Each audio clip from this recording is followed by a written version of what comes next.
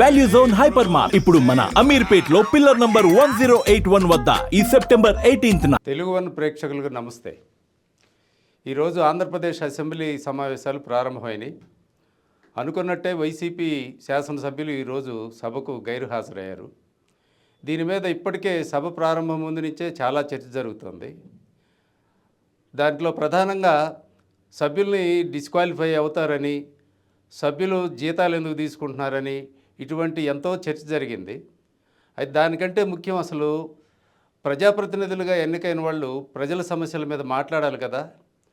ఇప్పుడు అలా వదిలేస్తే అధికార పార్టీ మరింత ఫ్రీడమ్ తీసుకొని వాళ్ళు ఇష్టం వచ్చిన డెసిషన్లు తీసుకునే ప్రమాదం లేదా? ఆ మాత్రం చిన్న ఆలోచన కూడా చేయరా? ఇదే అంశం మీద ఈరోజు మన అతిథి మధుసూదన్ రెడ్డి గారితో మాట్లాడదాం. నమస్తే మధు. నమస్తే సార్. చెప్పండి, ఇవాళ ఏపీ అసెంబ్లీ సమావేశాలు మొదలైనవి మార్నింగు. దాని మీద ఇప్పుడు వైసీపీ వాళ్ళు ముందు నుంచి చెప్తున్నారు మేము హాజరు కామని, వాళ్ళ నాయకుడికి ప్రతిపక్ష హోదా ఇవ్వలేదు అని. దాని మీద చాలా రోజులుగా చర్చ నడుస్తుంది. ఇప్పుడు అసలు వాళ్ళు సభకు హాజరు కాకపోవడం బాధ్యతేనా? శాసనసభ్యులుగా ఎన్నికైన వాళ్ళు వచ్చి సభలో మాట్లాడాలో అవసరం లేదా? ఒక్క విషయం మాత్రం నేను స్పష్టంగా చెప్తాను సార్. ఈ దేశాన్ని ఎలా పరిపాలించుకోవాలి, చట్టసభలు ఎలా నడవాలి, తర్వాత ప్రజాప్రతినిధుల యొక్క అధికారాలేంది, విధులేంది, విధి విధానాలన్నీ కూడా భారత రాజ్యాంగంలో స్పష్టంగా రాసుకొని ఉన్నారు. మనకి ఈ పొలిటికల్ ఎగ్జిక్యూటివ్స్ దాదాపుగా ఏ నియోజకవర్గం చూసుకున్నా ఒక నియోజకవర్గంలో ఉన్నటువంటి సమస్యలని, ఆ నియోజకవర్గంలో ఉన్నటువంటి అన్నిటినీ కూడా శాసనసభలో ప్రస్తావించాల్సినటువంటి బాధ్యత ఆ శాసనసభ్యుడి పేరు మీద ఉంటుంది. అయితే ఈ మధ్యకాలంలో ఏం జరుగుతుందంటే వ్యక్తి చుట్టూ తిరుగుతుంది కానీ ప్రజాస్వామ్యం చుట్టూ, ఇండియన్ కాన్స్టిట్యూషన్ చుట్టూ ప్రజాప్రతినిధులు తిరగటం లేదు. కనీసం వాళ్ళ అధికారాలేంటి అని ఆలోచన చేయకుండా ప్రజాప్రతినిధులు ప్రమాణం తీసుకుంటారు సార్. వాళ్ళు అదొక్కటి చాలు వాళ్ళని డిస్క్వాలిఫైడ్ చేయడానికి. వీళ్ళు ప్రమాణం చేసేటప్పుడే, శాసనసభలో వీళ్ళు ప్రమాణం చేసేటప్పుడే తీసుకుంటారు. భారత రాజ్యాంగం పట్ల, భారత ప్రజాస్వామ్యం పట్ల, భారత శాసనాల పట్ల నేను విధేయుడినై ఉంటాను అని చెప్పి తీసుకున్నారుగా. సో ఇప్పుడు భారత రాజ్యాంగాన్ని అగౌరవపరచడమే, చట్టాలని అగౌరవపరచడమే, తనకున్న విధి విధానాలన్నిటిని కూడా సద్వినియోగం చేసుకోకుండా దుర్వినియోగం చేసుకుంటూ ఉంటే వాళ్ళేం ఊరక పనిచేయమన్నారు సార్. వాళ్ళకి నెల జీతాలు ఇస్తున్నారు అంటే నో పే నో వర్క్. ఇది కూడా వర్తిస్తుంది అన్నమాట. ఇప్పుడు ఈ తప్పులో భాగస్వామ్యం ఎవరెవరిది ఉంది అని అనుకుంటే మనకి ఓట్లేసిన ప్రజలదా, భారత రాజ్యాంగం రాసిన పెద్దలదా, శాసనసభ నడిపిస్తున్న స్పీకర్దా, చూస్తూ ఉన్న న్యాయ వ్యవస్థదా, వీళ్ళందరి చేత ప్రమాణాలు చేపించినటువంటి అఫిడవిట్లు ఇస్తారా, వీళ్ళకి ప్రమాణ పత్రాలు ఇస్తారు ఎలక్షన్ కమిషన్ ఆఫ్ ఇండియాదా, ఎవరిది తప్పు అని మనం ప్రశ్న వేసుకుంటున్నప్పుడు అందరిది అవపడుతుంది సార్ లోపం. ఓట్లేసిన ప్రజలది లోపం అవపడుతుంది.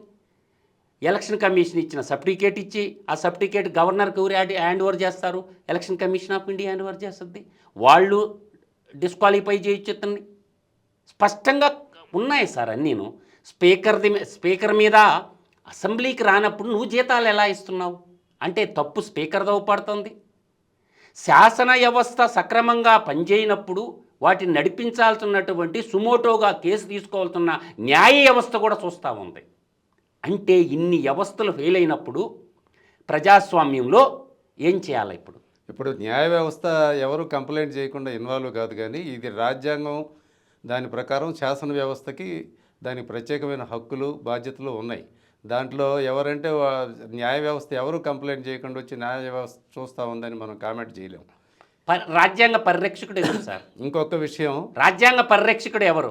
రాష్ట్ర గవర్నరే కదా. అది ఓకే. దేశ స్థాయిలో రాష్ట్రపతి ఉన్నారు, రాష్ట్ర స్థాయిలో రాజ్యాంగ పరిరక్షకుడు ఎవరు?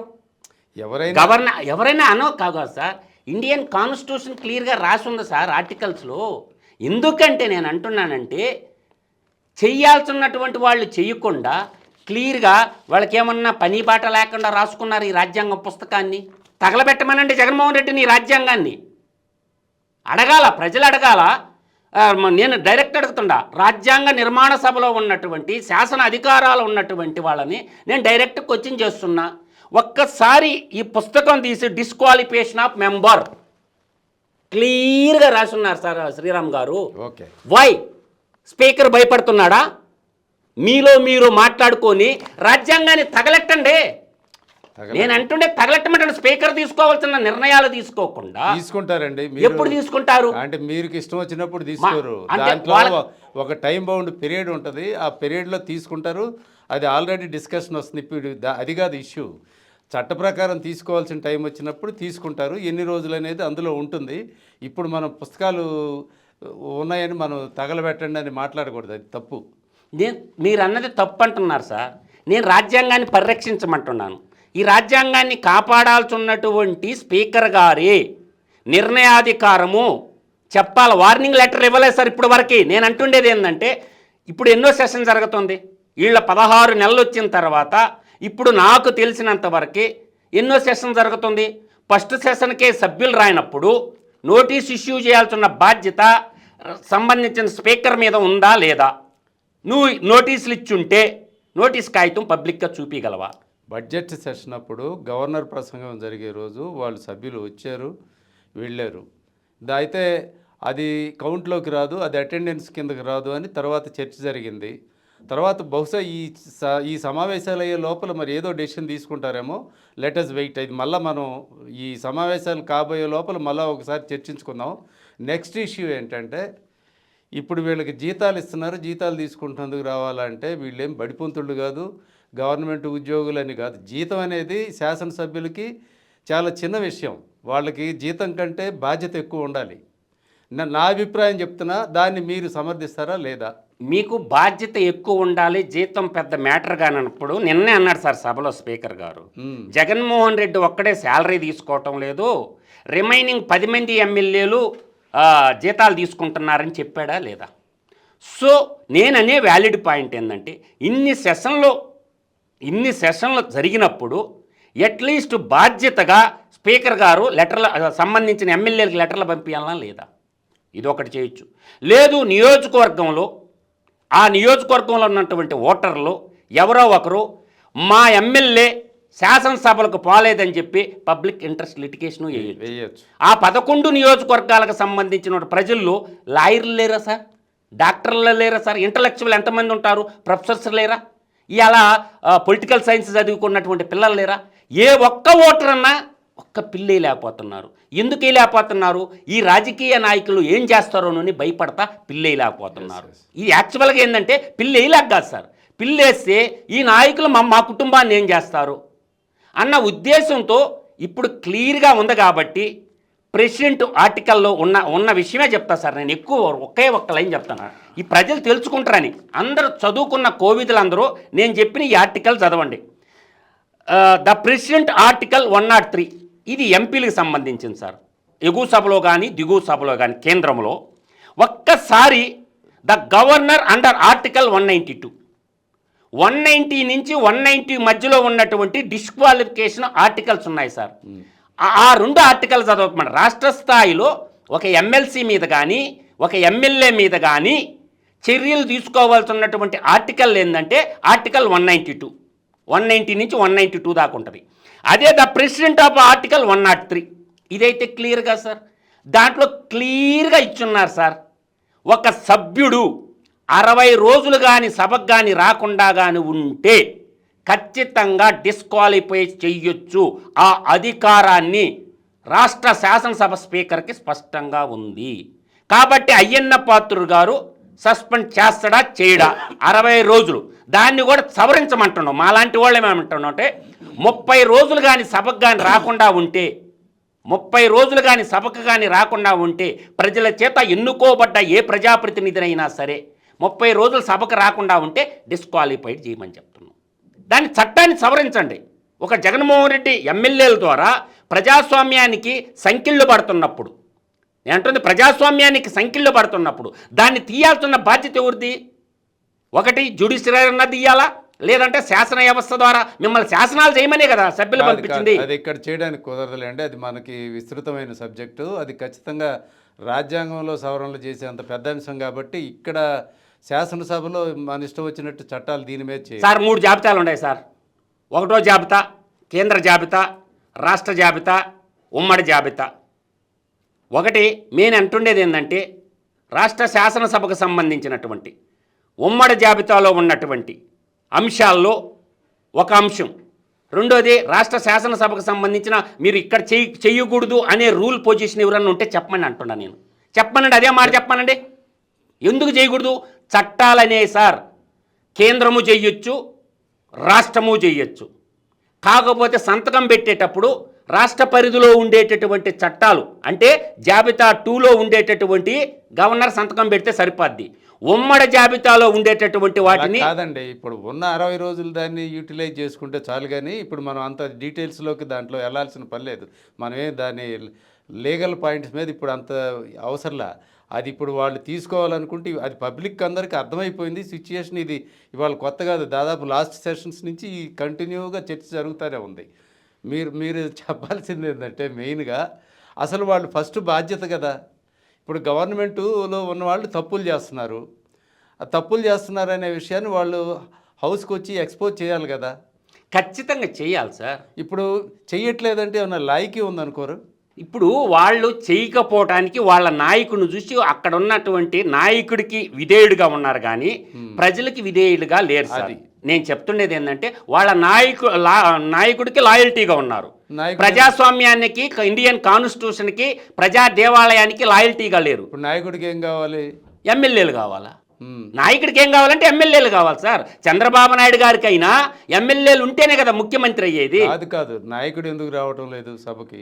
నా ప్రతిపక్ష హోదా కావాలంటున్నాడు ఆయన. వీళ్ళు గత అసెంబ్లీలో గతసారి ఏమన్నాడు అంటే ఆయన మాటలు అప్పట్లో గతంలో ఏం మాట్లాడాడు? జగన్మోహన్ రెడ్డి గారు, చంద్రబాబు నాయుడు గారు, నీ దగ్గర ఉండేది 23 మంది ఎమ్మెల్యేలు, ఒక 5గురు లాగేస్తే నీకున్న ప్రతిపక్ష హోదా కూడా పోద్ది అవును అని అన్నాడా లేదా? అవును. అప్పుడు మాట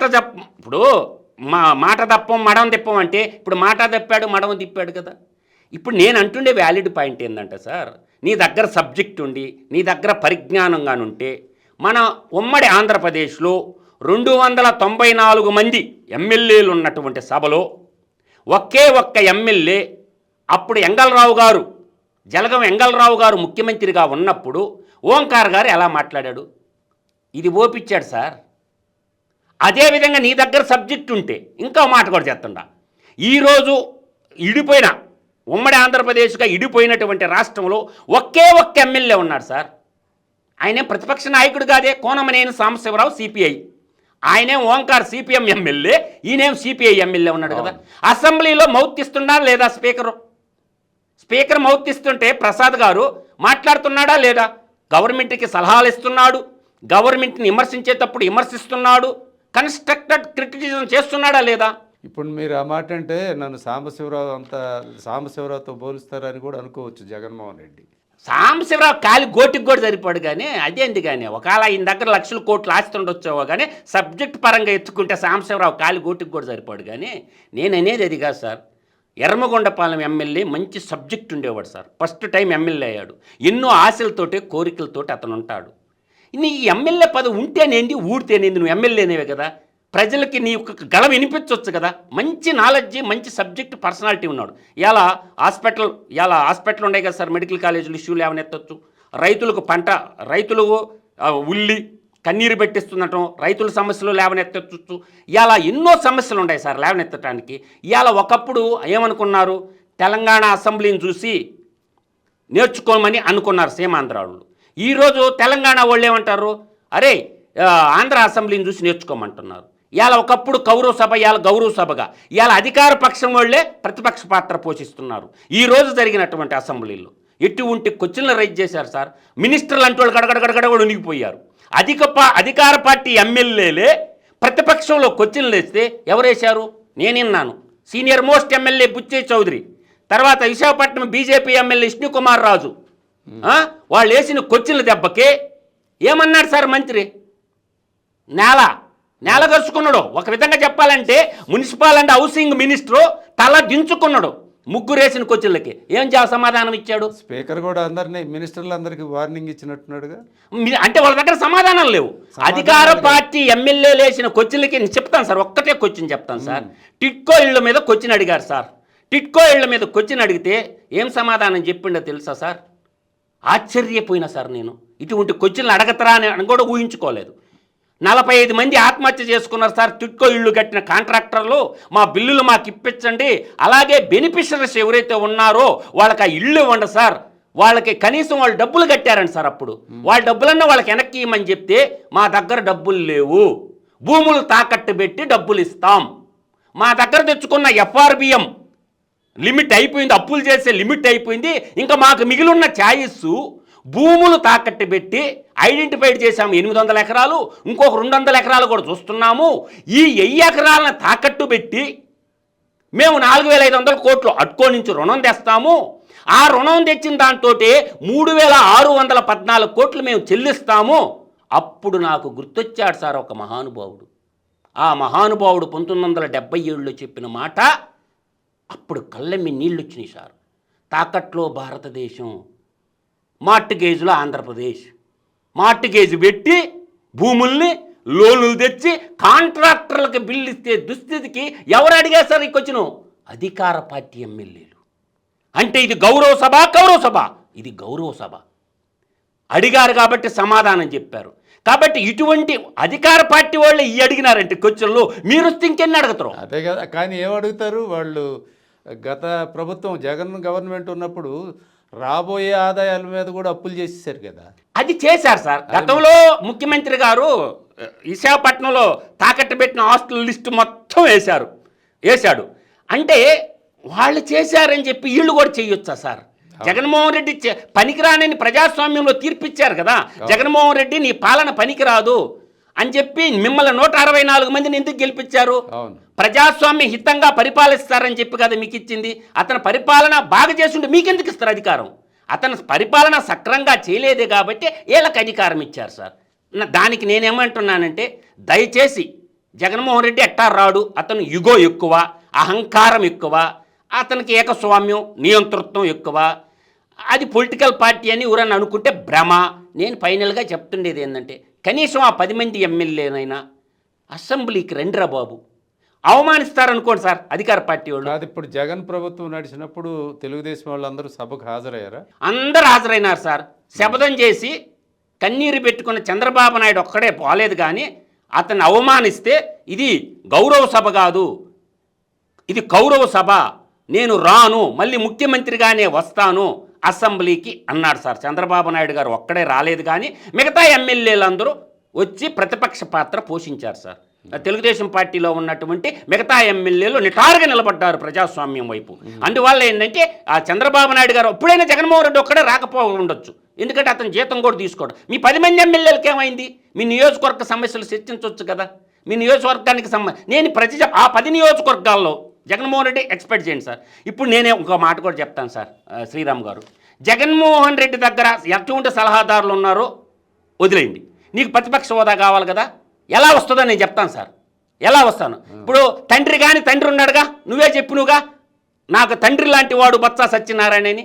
ఆయన మండలంలో LLPగా ఉన్నాడు కదా. ఇవాళ రాయలసీమ రాయలసీమ ఎమ్మెల్సీ ఉన్నాడు కదా, గ్రాడ్యుయేట్ ఎమ్మెల్సీ ఉన్నాడు కదా. రాంభూపాల్ రెడ్డి పులివెందలే కదా. రిజైన్ చేపిస్తా, నేను చేపిస్తా రిజైన్, నువ్వు పోటీ చేయి. నువ్వు గ్రాడ్యుయేట్వే కదా, ఎమ్మెల్సీగా పోటీ చేయి. రాంభూపాల్ రెడ్డి మళ్ళీ పోటీ చేస్తాడు. నువ్వు కానీ గెలిచినవు అనుకో మండలంలో ప్రతిపక్ష నాయకుడు అవుతావు కదా. చేతిలో నీ చేతిలోనే ఉంది కదా. శాసనసభలో ప్రతిపక్ష నాయకుడు కావాలంటే మీరు మండలికి వెళ్ళమంటారు. అవకాశం ఉంది కదా, మండలంలో మీకు ఫుల్ మెజారిటీ ఉంది కదా. నేను అంటున్నది మండలంలో అవకాశం ఉంది. నువ్వు గ్రాడ్యుయేట్వే కదా, జగన్మోహన్ రెడ్డి గ్రాడ్యుయేటే కదా. అది ఆయన చెప్పాలి, మన ఎమ్మెల్సీ ఓటు కూడా ఇలా. కాబట్టి నేనేమంటున్నానంటే నీకు సొల్యూషన్ చెప్తుండా. నువ్వేం చేయాలంటే కాదండి, శాసనసభలో ప్రతిపక్ష ఎక్కడైనా ఒకటే సార్. ఎట్లా అవుద్ది? ఏమవుతుంది సార్? నీ ప్రతిపక్ష హోదా కదా కావాల్సింది. మండలంలో ఉంటేనేంటి, యాడుంటే ఏరే అయితే నువ్వు పొల్లుడు కొట్టుకొట్టాను. మండలకు రాకుండా బిల్లు పాస్ అవద్దా? ఏదైనా ఏ బిల్లు అయినా మండలకు రాకుండా నీకు పాస్ అవద్దా? సరే మనం ఆప్షన్లు ఇవ్వటం కాదు. మన ఆప్షన్లు కాదు. జగన్మోహన్ రెడ్డి ప్రతిపక్షాన్ని అడుక్కునేది ఎందుకు? రాయల్టీ కదా, నువ్వు అందులో రాయలసీమ పులివెందుల పోటుగాడివి కదా, మరి పులివెందుల పోటుగాడివి మరి. సరే కర్నూలు, కడప, అనంతపురం 3 జిల్లాల రాయలసీమ ముద్దు పెట్టవి, రాజన్న ముద్దు పెట్టవి అంటున్నావు కదా. నీకు ప్రతిపక్ష హోదా వాళ్ళని అడుక్కునేదానికంటే రాంగోపాల్ రెడ్డి చేత రిజైన్ చేయించండి, గ్రాడ్యుయేట్ ఎమ్మెల్సీ దాకా నువ్వు పోటీ పడు, ప్రతిపక్ష హోదా వచ్చేస్తుంది కదా. చంద్రబాబు నాయుడు అడుక్కునేది ఏంది? సరేనండి, మీ ప్రతిపాదనలు ఆయన విని ఉంటాడు. కానీ ఇప్పుడు విషయం ఏంటంటే, ఇప్పుడు వీళ్ళు ప్రతిపక్షం ఒకవేళ వాళ్ళు సభకు వచ్చిన ప్రజా సమస్యల మీద మాట్లాడతారా, దీన్ని రాజకీయంగా మాట్లాడతారా? రాజకీయం పక్కన పెట్టండి సార్. కాదు వాళ్ళు దేని మీద శ్రద్ధ చూపిస్తారు అంటున్నా. ప్రజా సమస్యల మీద శ్రద్ధ చూపించాలి. చూపించాలి. అవేకులు సభలో వివేకవంతులు ఉంటారు సార్. వాళ్ళు చేసిన అతని ఇంటర్నల్ ఫీలింగ్ ఏంటంటే, గతంలో మనం తీవ్రంగా అవమానించిన వీళ్ళందరినీ, తెలుగుదేశం పార్టీ నాయకులందరినీ అన్నాడు కదా అచ్చెన్నాయుడు. ఒక్క గంట అచ్చెన్నాయుడు ఏమన్నాడు? ఒక్క గంట జగన్మోహన్ రెడ్డిని అసెంబ్లీకి పిలిపించండి అని అన్నాడు. అంటే అతనిలో ఉన్న వేదన, ఆవేదన, నివేదన స్పీకర్కి లాస్ట్ సెషన్లో చెప్పాడు. స్పీకర్ గారు, అధ్యక్ష, ఒక్క గంట జగన్మోహన్ రెడ్డి అంటే వాళ్ళు నిరుడు గప్పి ఉందన్నమాట. ఏంటది? వీళ్ళ కూడా ఈఎన్ఓ ఇగో ఇళ్లలో కూడా ఉంది. జగన్మోహన్ రెడ్డి ఎప్పుడు వస్తాడా ఆడుకుందాం అన్నట్టు వీళ్ళకి కూడా ఉంది. అతను ఆ అవకాశం వీళ్ళకి ఇవ్వటం వల్ల నేను రానంటే రానంటుండు. అంటే రాజకీయ కక్షలు తీర్చుకోవడానికి వేదిక ఇది. అది తెలుసుకోవాలి సార్ విఘ్నులైనటువంటి వాళ్ళు. స్పీకర్ అంటున్నారు కదా, నిన్ను ఒక్క మాట అన్నీను, నువ్వేం మాట్లాడుతావో మాట్లాడు, ఒక్కసారి రా జగన్మోహన్ రెడ్డి, నీ మీద ఒక్క మాట మాట్లాడు, నువ్వేం మాట్లాడంటే నేను స్పీకర్ ఇస్తానంటుండే కదా. స్పీకర్ ఇస్తాడో లేడు, ఈ లేదనుకో మౌత్ ప్రజలు చూస్తారుగా. ఆ రోజు ఏదో ఒకటి నిర్ణయం తీసుకోవచ్చు కదా. ఆయన ఏమన్నా సినిమా హీరోని, ఆయన చూడడానికి రా ఒక్కసారి వచ్చిపో అని బతిమలాడాల్సిన పని ఏంటండి? ఆయన మాజీ ముఖ్యమంత్రి, ఆయనకి తెలియదా సభకు రావాలా లేదా? అది ఆయన ఇష్టం. ఒకవేళ పదవి ఇది ఇప్పుడు ఉన్న శాసనసభ్యత్వం కూడా రద్దు అయితే కావాలని అనుకుంటున్నాడేమో. ఒక్కసారి రా అంటే దేనికి? వీళ్ళు రద్దు చేయరనేది అతనికి ప్రగాఢమైన విశ్వాసం సార్. అతని ప్రగాఢమైన విశ్వాసం ఏంటంటే, చంద్రబాబు నాయుడికి అంత ధైర్యం లేదు, మమ్మల్ని డిస్క్వాలిఫికేషన్ చేసే అంత ధైర్యం చంద్రబాబు నాయుడు గవర్నమెంట్కి లేదని వాళ్ళు ఇంటర్నల్గా అనుకుంటున్నారు. వాళ్ళు అనుకుంటుండేది అదే. చంద్రబాబు నాయుడు నన్ను దమ్ముంటే డిస్క్వాలిఫై చేయి అంటుండే జగన్మోహన్ రెడ్డి. మొన్న అన్నాడు కదా, నీ కలేజా ఉంటే డిస్క్వాలిఫై చేయి అంటుండే కదా. అది తెలుసుకోవాల్సింది ఇప్పుడు కూటమి, రాజ్యాంగం, న్యాయ వ్యవస్థ తేల్చేయాలి. దానికి దమ్ము అవసరం లేదులే, చట్టం దానిపైన అది చేసుకెళ్తుంది. కానీ ఆయన అన్న మాట అన్నా, నేనన్నే మాట కాదు. అది కాదు, ప్రతి ఒక్కరికి ఉంటుంది దమ్ము. ఒకటికి 54 అంగుళాలు, ఒకటి 32 అంగుళాలు. ఇదంతా ఏదో కార్యకర్తలని, వాళ్ళ ఫాలోవర్స్ని రెచ్చగొట్టేదానికి, సంతోషపరచడానికి, వాళ్ళందరినీ వాళ్ళతో పాటు ఉంచుకోవడానికి అందరూ అట్లాగే మాట్లాడుతున్నారు ఇప్పుడు రాజకీయ నాయకులందరూ. వీళ్ళు ప్రజలకి అంత మాత్రం అర్థమవుదా? రాజకీయ ఇప్పుడు అసెంబ్లీ జరుగుతోంది, ఇప్పుడు 1,00,000 సమస్యలతో అక్కడ సతమతం అవుతున్నారు. దాదాపు గత 5 ఏళ్ల నుంచి కూడా చాలా సఫర్ అయ్యారు కదా. ఇప్పుడు కూడా సఫర్ అవుతున్నారు సార్. చాలా సమస్యలు ఉన్నాయి. ప్రజా సమస్యలు చర్చించటం వల్ల ఇప్పుడు కూడా కూటమి నాయకులు పైపైన అట్ట అంటున్నారు. కానీ లోతుగా పోతే చాలా సమస్యలు ఉన్నాయి. నోరు కూడా ఎత్తలేడు చంద్రబాబు నాయుడు. అటువంటి సమస్యలు ఉన్నాయి. ఆ సమస్యలన్నీ ఎవరు విద్యాశాఖలు అయితే సార్ బుల్లెట్ లాంటి క్వశ్చన్లు వేయచ్చు సార్. ఒక్క అంగన్వాడీ బిల్డింగ్ లేని నియోజకవర్గాలు నేను చూపిస్తా సార్. ఒక్క అంగన్వాడీ బిల్డింగ్ శాంక్షన్ అయినటువంటి నియోజకవర్గాలు. ఇరిగేషన్లు అయితే సార్ బ్యాక్వర్డ్ ప్రాంతాల్లో ఒక్క తూటి మొక్క దీని కాలవలు నేను చూపిస్తా సార్. చేసినవి ఓకే సార్, చేయని లేవనెత్తాలి ప్రతిపక్ష నాయకులు. ఒక్క చెరువుకి నీళ్ళు నియోజకవర్గాలు బోల్డ్ ఉంటాయి సార్. అవి కాదు బోలుడు సార్. నేనే అడిగితే అప్పుడు ముఖ్యమంత్రికి జ్ఞానోదయం అవ్వద్ది. ఇప్పుడు అక్కడ కూడా ఆంధ్రాలో కూడా యూరియా సమస్య ఉంది.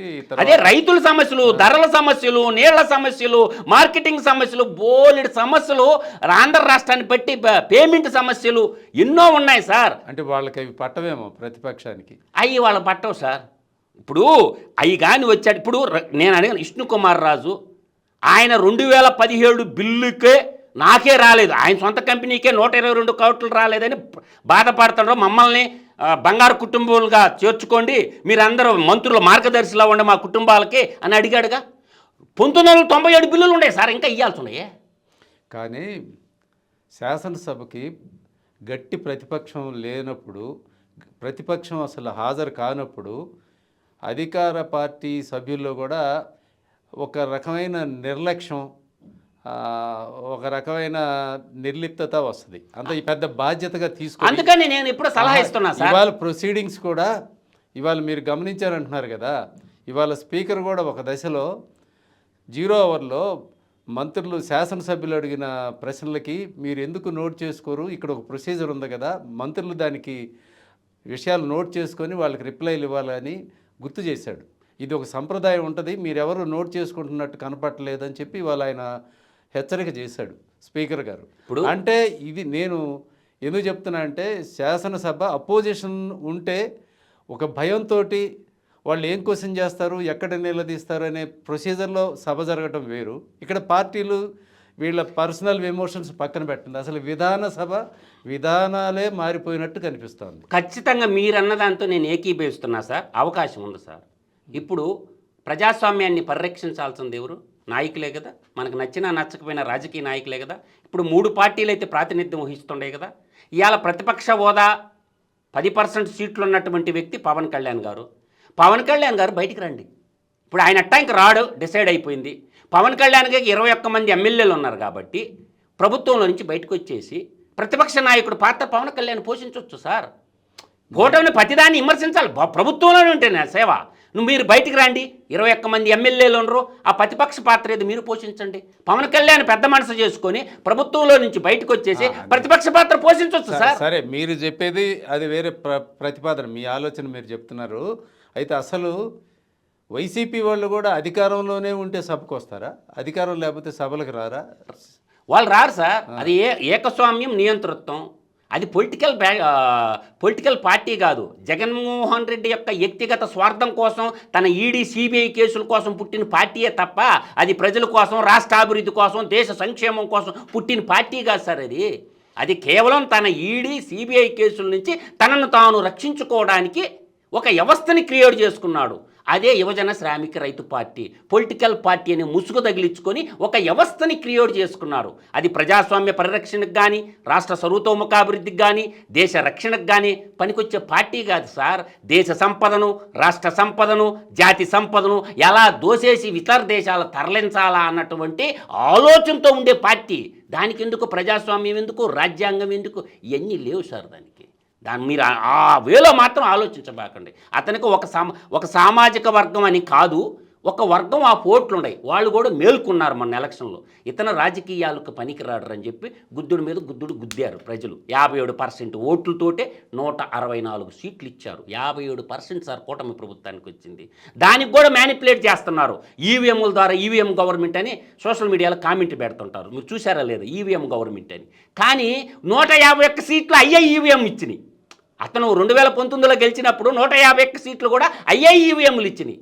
అంటే మీరు చేస్తే సంసారం, ఎదుటోళ్ళు చేస్తే ఇంకోటి అంటారు కదా సార్. అందువల్ల ఆడని చేతకాక మధ్యలో ఓడు అన్న సామెతగా జగన్మోహన్ రెడ్డికి రాజకీయ పరిపక్వత అనేది, అతను క్రిమినల్ సైకాలజీ బాగా తెలుసు. అతనికి సోషలిజం తెలియదు, ఇండియన్ డెమోక్రసీ గురించి తెలియదు. ఫైనల్గా నేను చెప్పగలిగేది ఒకటి సార్, అతనికి కాన్స్టిట్యూషన్ అంటే భయం లేదు, భారత న్యాయ వ్యవస్థలు అంటే భయం లేదు, ఈడీ సిబిఐ అన్న భయం లేదు. అందువల్ల అతనికి దేనికి అసలు భయమే లేదు. అతని వ్యక్తిగత స్వార్థం తప్ప జాతి ప్రయోజనాలు, రాష్ట్ర ప్రయోజనాలు, దేశ ప్రయోజనం అతనికి పట్టవు అని మాత్రం ఖరాఖండిగా నేను చెప్పగలను సార్. శాసనసభ జరుగుతున్న సమయంలోనే ఆయన ఇప్పుడు జగన్మోహన్ రెడ్డి ఆయన ఇంటి దగ్గర ఇప్పుడు వాళ్ళ పార్టీ శాసనసభ్యులతో సమావేశం నిర్వహించారు. ఇప్పుడు నడుస్తూ ఉంది అది. దాంట్లో రిజల్ట్ ఏమొస్తుంది, వాళ్ళు ఏమి నిర్ణయం తీసుకుంటున్నారు, రేపు కానీ తర్వాత ఈ సెషన్స్ అయ్యే లోపల ఏమన్నా హాజరవ్వాలి, ఏమన్నా ప్లాన్ చేస్తున్నారు, ఇటువంటి విషయాలన్నీ ఇవాళ తెలుస్తాయి. లేట్ అవర్స్లో తెలవచ్చు. దీని మీద మనం ఈ 2-3 రోజులు ఈ సభ జరిగిన 5 రోజులు మనం మళ్ళీ వివిధ అంశాల మీద చర్చిద్దాం. నమస్తే. నమస్కారం సార్.